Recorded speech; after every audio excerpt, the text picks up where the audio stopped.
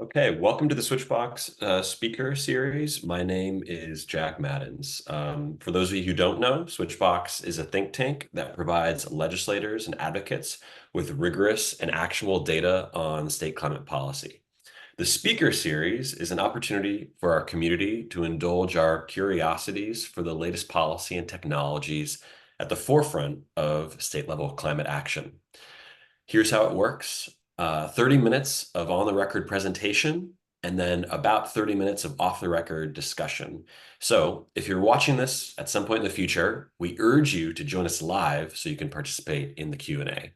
Today, we're going to talk about energy justice, the idea that energy systems should be equitable and protect people from disproportionate costs and negative impacts. So how do we ensure more, not less, energy justice as we work to decarbonize the grid? Well, that requires getting the voices of the people most impacted into the process. Curt is here to tell us about how the Community Voices in Energy Project is doing that in Illinois and in a growing number of states. He is a lawyer who represents the Environmental Defense Fund at Public Utility Commissions, pushing for clean electrification and energy justice. But he's got a really unique perspective because he's also worked inside state government at Missouri's Public Service Commission, where he worked on a range of things, including coal plant retirements, certification transmission lines, and the securitization of costs of recovery from winter storms, all things that we can definitely nerd out about. So Curt, take it away.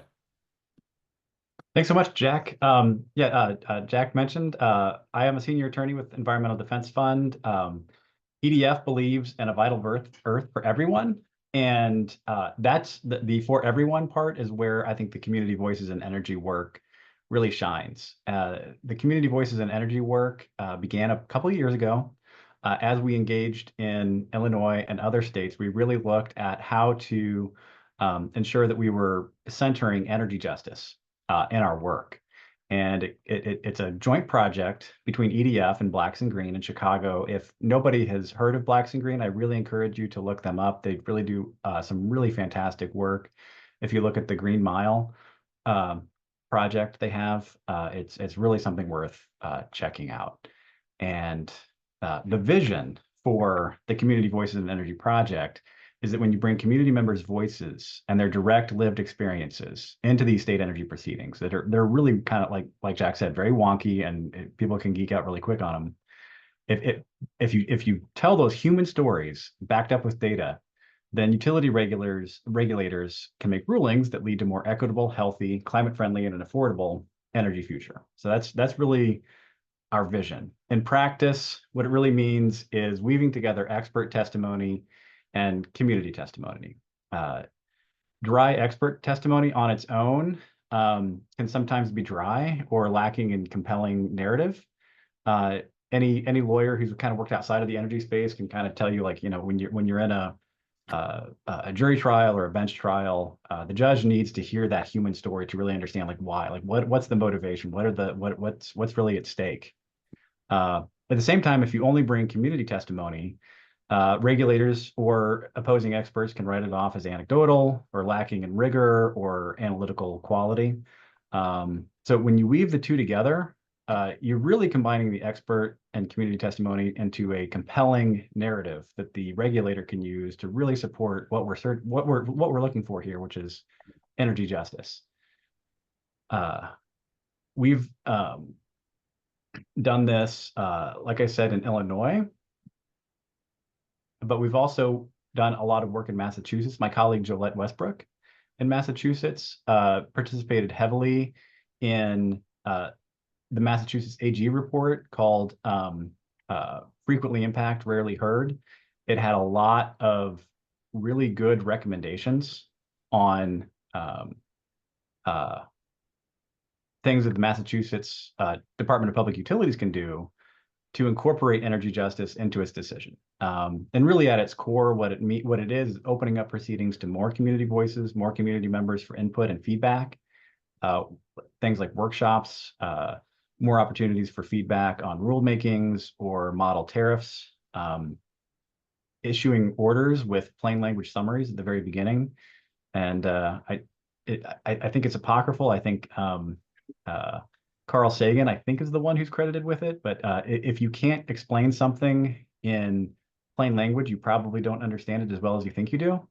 As an attorney who sometimes had to explain complicated concepts in appellate courts to appellate judges who are not familiar with energy concepts, that's sometimes a bigger challenge than you can expect. And so it's not an easy ask to ask regulators to explain some of what they're doing in plain language that everybody can understand. But it's an important part of the process so that people understand how the energy system and what energy system decisions and how they're impacting regular people. And I think really setting the stage for energy justice requires that regulators first open up those doors. I think that's probably the first step.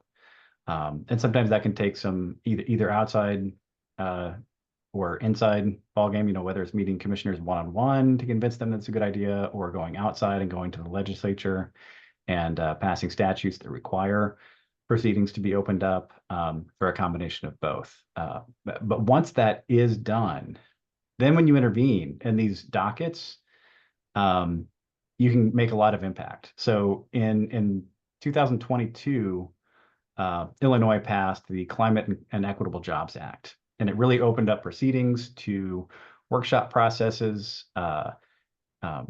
allowed community voices to intervene and have their voices heard. And within 2 years, we saw immediate impacts at the ICC. And these are just some examples. So in the Illinois performance incentive dockets, the ICC agreed with EDF and the Citizens Utility Board when we brought a combination of expert and community voices talking about service quality issues and what Illinois calls equity investment eligible communities, what other states might call low income or environmental justice communities. It's a technical term, but it's the idea is the same as most other states. And the Illinois Commerce Commission really required the utilities to break out all these reliability metrics to ensure that the EIEC neighborhoods were receiving service quality that was as high as other neighborhoods. And then when we got into the actual grid plans, they agreed again with us that as we worked with Blacks and Green on some of the challenges that Blacks and Green and other community solar developers were seeing, that cost estimates were sometimes black boxed and they couldn't really see underneath. They couldn't find out where some savings might be found, and they didn't know what the costs were going to be. They just had to rely on past experience, and the estimates were wildly variant. And the ICC heard that. They agreed. They required ComEd and other utilities to really open up their books on interconnection costs for community solar developers and be more transparent. In those same grid dockets, the commission also agreed that collecting data at the census block level, which is something that I know a lot of energy justice advocates push for, instead of the zip code. But the ICC agreed that the census block level can get you income levels that are sometimes muted when you look at data at the zip code level. And that was a win. Also, I think that's going to be foundational, I think, to a lot of work going forward as we get in more data and more quality data. So what are the four principles of energy justice? The scholarship on this really recognizes four pieces. There's recognitional justice, procedural justice, distributive justice, and restorative justice. Recognitional justice is really the first step. That is identifying the history and the context of everything that's come before. And if you dig in and if you're really engaged in your regulatory proceedings and in the people who are affected by them, take some time to think about which communities are being ignored or misrepresented in those energy decisions, and understand the history and the context that have led to those communities being either ignored or misrepresented, and what burdens that they're experiencing in the past and in the present as a result. And coming out of that exercise, If you identify and advocate for these communities, it's going to be really important. One thing we can get into this later, but really there are two models for this. The first one is you can, if your organization is a legal representation organization, if you're like a law clinic or an organization like Earth Justice or Environmental Law and Policy Center that can represent other parties directly or other people directly, think about adding a client and advocating directly. If you're an organization like EDF that doesn't represent other organizations, consider calling community witnesses. That's what EDF did.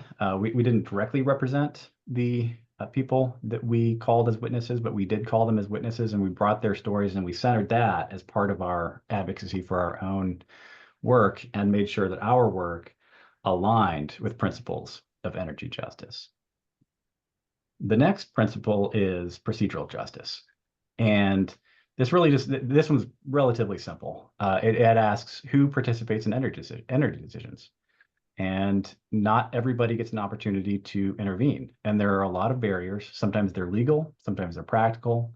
But really, as your organization engages in energy decisions, help to identify and address the barriers that people experience to participation. Sometimes communities lack an expert witness. They might have a lawyer, but they don't have access to an expert witness.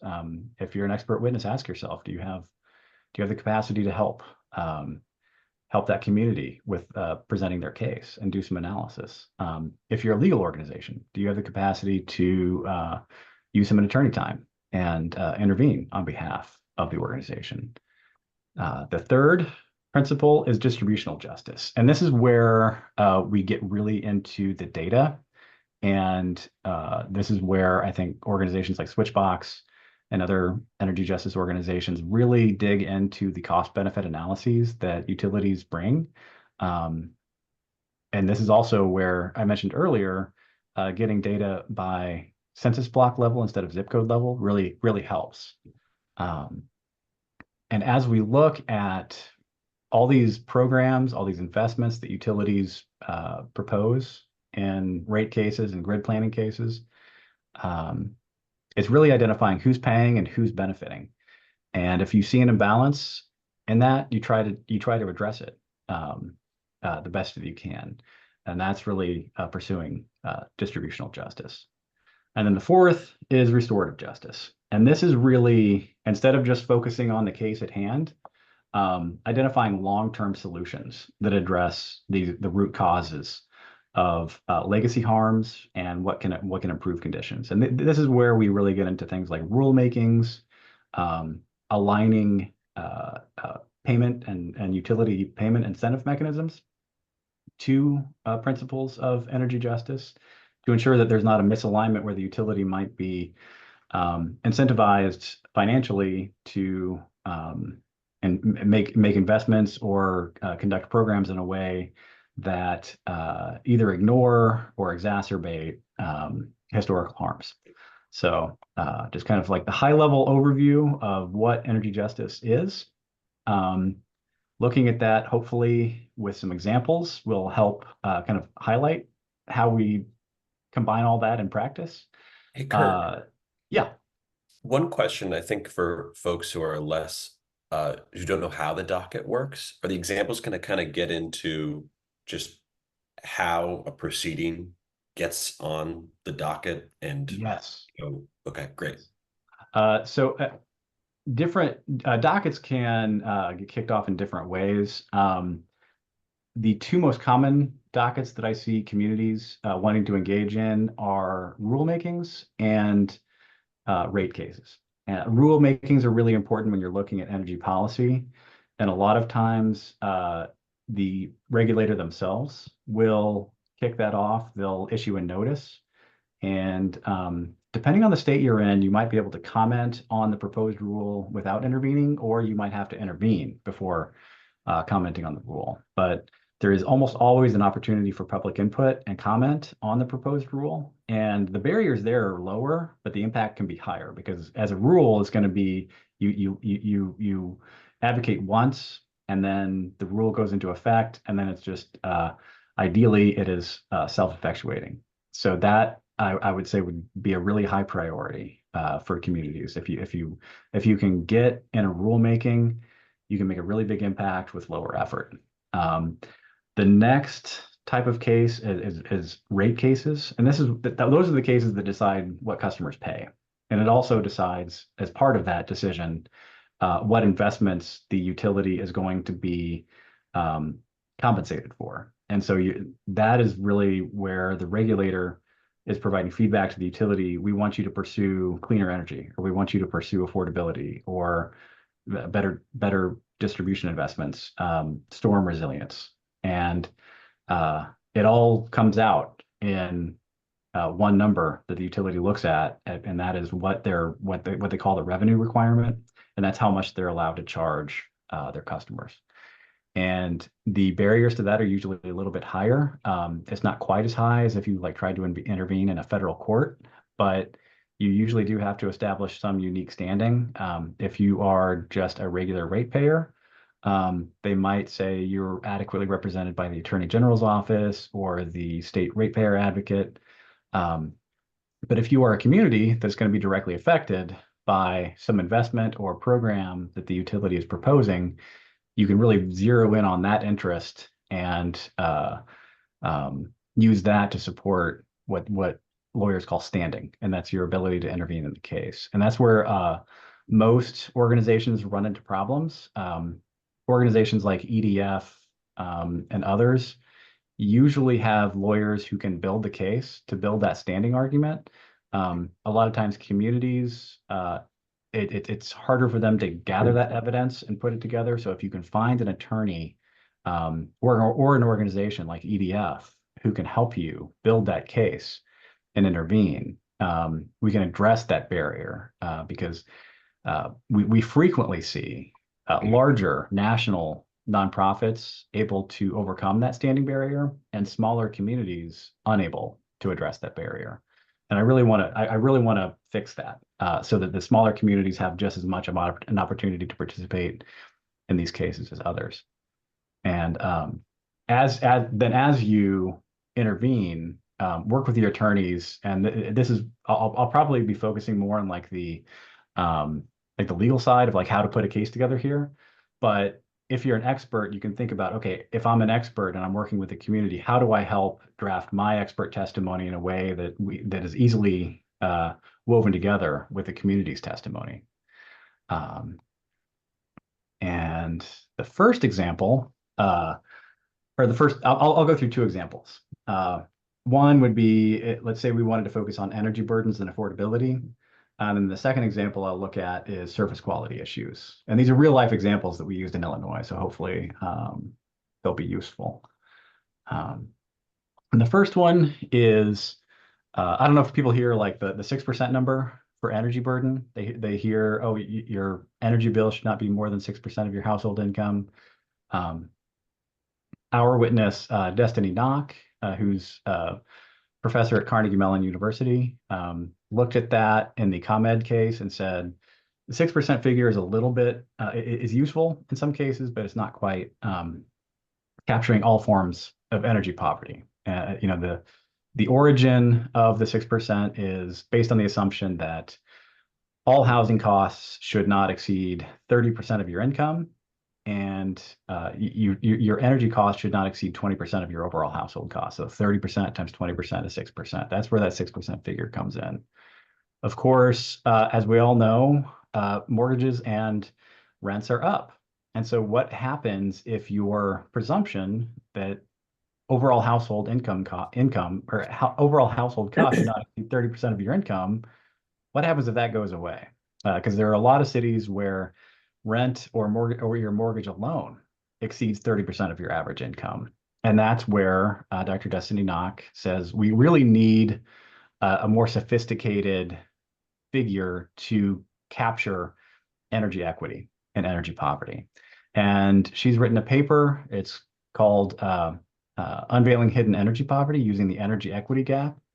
And I think that the data folks on this, if you read through this paper, it's fantastic. It has a lot of great examples of ways to dig into utility data and find measures of energy poverty that might be hidden if you just look at a 6% figure. And she has she and her colleagues, co-writers, have a two-axis continuum between absolute and relative metrics, primary metrics, and secondary metrics. And the 6% income is farther up on the absolute and primary metric, but there are also secondary and relative metrics like access consumption matrices, looking at like the population levels, subjective levels of energy poverty, like how do people feel that they're overpaying or underpaying for energy. And then she looked at what is called the inflection temperature. So she looked at various household income data compared with the energy usage on a daily basis based on compared to the daily mean temperature, and then identifies for various household incomes, at what point do people start turning on their electric heater? At what point do people start turning on their electric air conditioning? And it shouldn't be a surprise that the inflection points for people to turn on their air conditioning is much higher the lower your household income is. And that's what she calls the energy equity gap. And what she sees is beyond a simple 6% is people who are lower income will sometimes wait until household temperatures are either unhealthy or at least uncomfortable before turning on their air conditioning. And that has major health and lifestyle implications. It can lead to higher incidences of respiratory illness, poorer sleep, mental health, just feelings of well-being. And those implications are really important for energy regulators to understand, that how people relate to the energy system really affects their whole life, not just their energy bill, not just their pocketbook. So how do we take all that data and put some human narrative on? How do we attach an emotional weight to it? In the Ameren, Illinois grid and rate case, we worked with Shama St. Louis. She is a lead community organizer and a small business owner. She is in Southern Illinois in the Ameren service territory, and she just told her whole energy story. She talked about how, as a community organizer and small business owner, how she personally experiences the energy system, how her community experiences it, how her business is affected by energy prices. And while she owned her own business and explained the importance of electric rates in running a business and preserving a middle-class lifestyle and being able to create some generational wealth, she also talked about being a renter and living in an older house where the HVAC doesn't work properly and the landlord incentives are not aligned properly. There's no incentive for the landlord to fix anything. And so there was no heat or air upstairs where their bedrooms were. And so they had space heaters and window air conditioning units that they have to run in the winter and the summer. And when they called to say, how can we lower our bills? A lot of the advice was, well, unplug your air conditioning unit, unplug your space heater. And that is just not necessarily workable. And so we really identified barriers that she had to energy efficiency, demand response, and other programs that really could have saved her a lot of money. But because of the misalignment of landlord, tenant, and utility incentives, there's just people get stuck.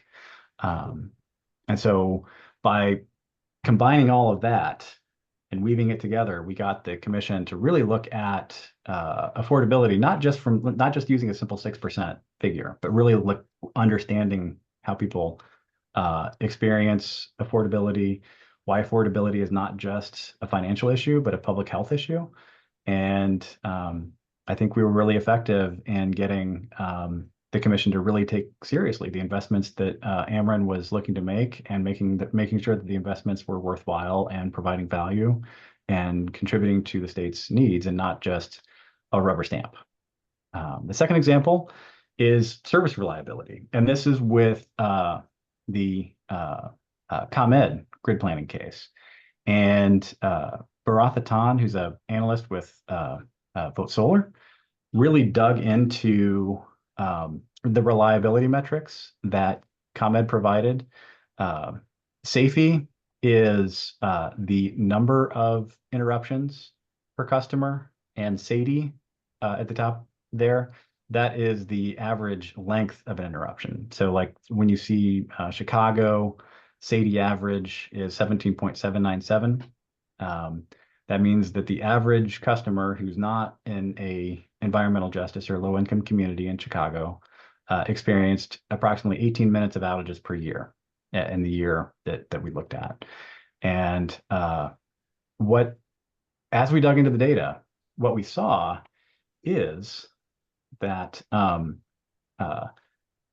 income and environmental justice communities in Chicago generally experienced lower service quality than higher income and non-environmental justice communities in Chicago. And that trend reversed in the Northeast, Northwest, and Southern territories, generally speaking. So when ComEd came in with just a system average and said, on average, customers in EIECs have fewer interruptions and shorter interruptions than customers elsewhere, that is true for a system-wide average, but for customers in Chicago, that was not the case. For customers in Chicago, customers in low-income and environmental justice communities were experiencing outages averaging 31 minutes per year compared to 18 minutes per year outside of low-income and environmental justice communities. And then Baratha ran a regression analysis and found that the customers who live in minority populations, BIPOC communities, experienced longer and more frequent outages than customers elsewhere when he looked just at the Chicago service area. And so that really shows the importance of digging into the data, but there wasn't really a whole lot of emotional weight on that evidence. This is just dry statistical analyses. And so we also called Cheryl Watson. Cheryl Watson is a longtime resident of the Chatham neighborhood in Chicago, and she's been a community organizer and leader there for a very long time. She's very passionate about public health. And she explained exactly why those differences matter. She told the story about how a heat wave in July of 1987 took her mother's life. She explained exactly what happens in her neighborhood on the hottest summer days or during storms and high winds, which is often in Chicago, that how the power and the street lights and her air conditioning and her lights would flicker because the power demand in her neighborhood was higher than what the system had been built for and hadn't been upgraded in a timely manner. She also explained from a public health perspective, and she has a very strong public health background, that the heat island effect in her neighborhood, especially in other Black and brown neighborhoods with tall buildings, black asphalt, fewer trees, and poorer infrastructure, older neighborhoods, less insulation, proximity to industrial pollution. She tied all that together and really told a really compelling story that put a human narrative on top of the data that Baratha presented to the commission. And by doing all of that, we got a really good order from the commission, making sure that the investments that ComEd was going to make in the next 4 years really focused on addressing that imbalance. And I think ComEd was really accommodating and looked at that data and took it really seriously. And I think had it just been a battle of the experts, who knows how it would have gone. But adding that human element really, it adds a level of urgency and emotional weight, both to the regulator, but also to the utility. So the utility understands their customers and what they're going through and the importance of what they're doing. It's not just numbers on a spreadsheet that they're investing in. It's actually improving lives and neighborhoods. So, and as I go through all of this, I do not want to pretend like EDF is the only one doing community voices. There's a group called We Act out of New York. They have been doing this work since the late 1980s. They have a really good model. It's an older paper from 2002, But when you're thinking about weaving together expert and community testimony, they have a really good paper that I encourage you to read. And it talks about community-based participatory research where scientists work in collaboration with the community. And so the scientists and the community work together on the questions, the study design, how they collect the data, if they identify any ethical concerns, and also how to interpret the study results. And then We Act will take those study results and present them to their own residents. It's a peer learning opportunity. They also bring it to the media so that they're expanding awareness of the issues they identify, and then to policymakers so they can enact policies that fix the issues that they do identify. Another example, and this is what I mentioned earlier, if you are a law clinic, I would really encourage you to look at the University of Chicago and the work that Professor Mark Templeton has done with Solidarity, particularly in the Detroit area and the DTE service territory. Um, I link here to a blog post that they did about helping residents with affordability and disconnection protections during the COVID-19 crisis. And they have a statement from Solidarity's co-founder and executive director, Jackson Copel, about how having the clinic represent Solidarity really bridged the gap that they needed to engage with the commission, and really talked about how impactful it was to have a legal clinic work with them and support them and help them realize their goals in these really complicated technical legal processes. So if you're an attorney, if you have an organization that has the capacity to represent some community organizations or work with a community organization that you're aligned with, I really encourage you to consider looking at EDF's model, Community Voices, look at University of Chicago, look at We Act. If you are interested in it, there's a lot of resources out there. First, Community Voices and Energy, we have a lot of links available for you.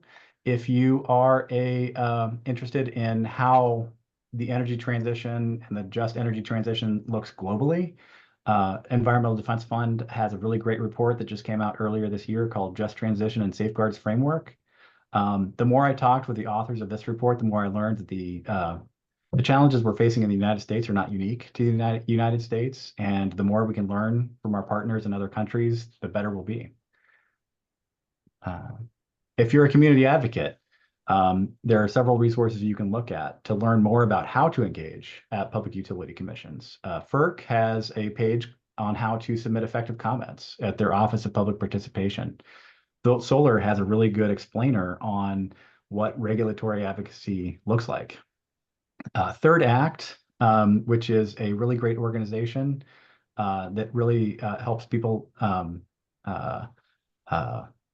bring their experiences and expertise into areas they're interested in. Part of it is helping people learn about public utility commissions and their electric systems. And there's a really good leadership training that they've already performed it. But I bet if you reach out and talk with them, they'd be interested in doing it again. And if you are a lawyer or a practitioner, expert witness, I would really encourage you to read the 3 following articles and help reflect on these and think about how you can incorporate energy justice into your own work. The first one is from doctors Gabe Chan and Lexi Class. It's kind of a foundational piece. It's Regulating for Energy Justice. It was printed by the New York University Law Review in 2022. And that's the source of when I talked about the 4 aspects of energy justice. That really put it together for me.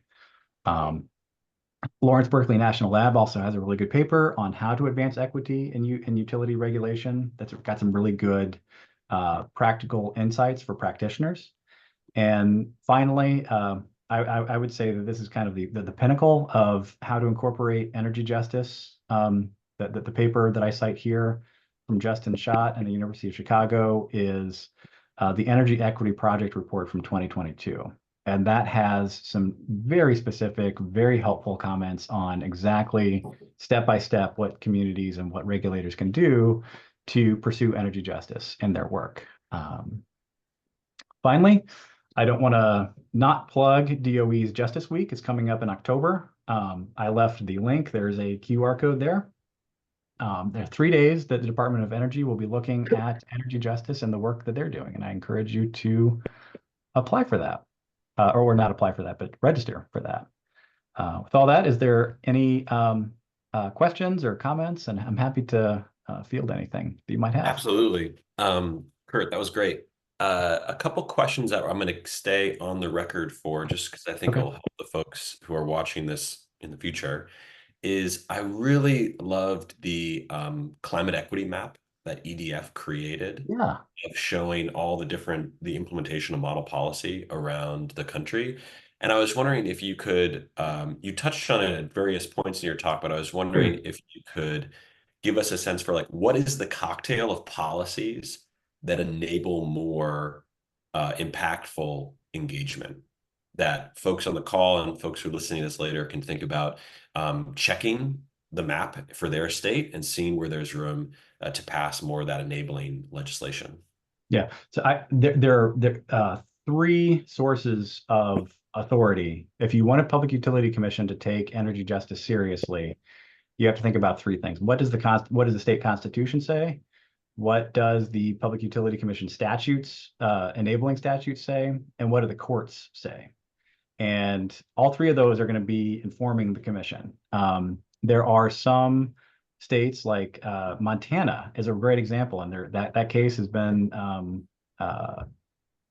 set for oral argument. I haven't seen the decision yet, but the trial court said the Montana Constitution absolutely protects energy and energy like environmental equity in state decisions You're and my problem requires. now. And Carol chimed in.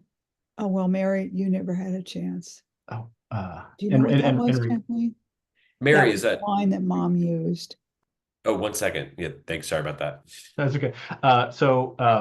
That's a great example. If you can, if a constitution, if you can find some constitutional language that authorizes the commission to consider environmental or energy justice, do that, because then you're set. That's like the gold standard. If you can't do that, look at the statute. A lot of times, Public Utility Commission statutes will just say consider the public interest. And you've got a split in the way courts interpret that. Some states say public interest is like a reflection of everything in state policy. So you might have state renewable energy standards, or that require renewable energy credits, or you might have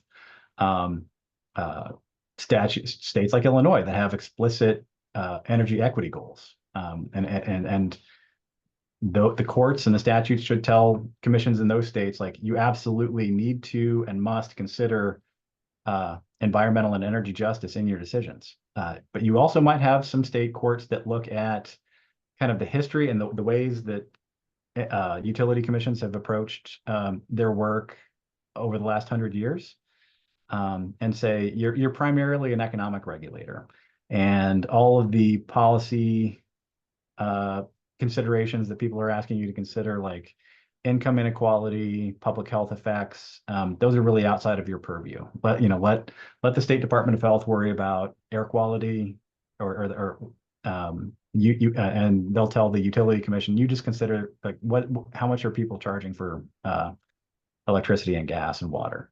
And for those states, you might need a statutory fix, you might need a constitutional fix, you might need to re-argue those cases in state courts. But in general, if you can have a what I would call like a jurisdictional hook, like some authority you can point to, either a court decision or a statute or a constitution, that says, here's your authority to consider environmental and energy justice in your work, then that's what you need to do.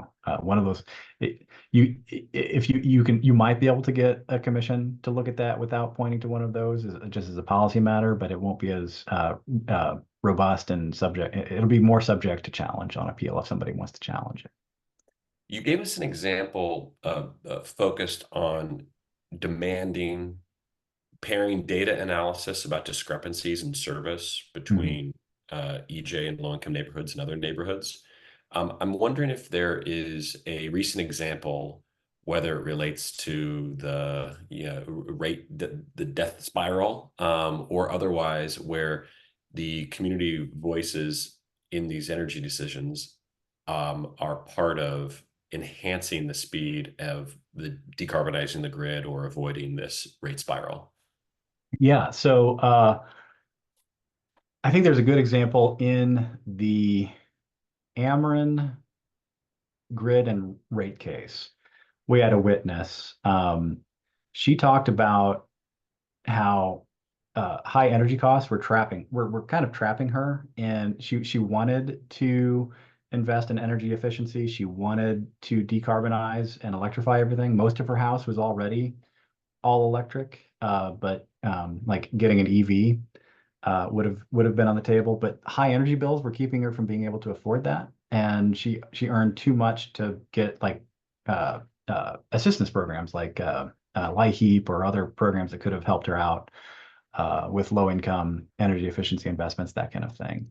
And her testimony really talked about the affordability barrier to that speedy, fair, clean energy transition.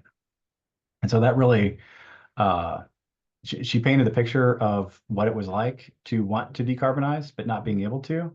And we brought some expert witness testimony, mostly with Dr. Knock, but also with Dr. Gabe Chan, that talked about equitable rate structures, things you can do in like separate rate design dockets to make energy more affordable for those customers. Because especially as we decarbonize with an electrification strategy, it's going to be really important that electrification is affordable for people, because if it's not affordable, people won't do it. Or if they're forced to do it, they'll resent it, and then you'll have blowback and resistance to the decarbonization effort generally. So hopefully that answered your question. But It does. Great. We're going to move to our off the record section where people stop being nice and start getting real.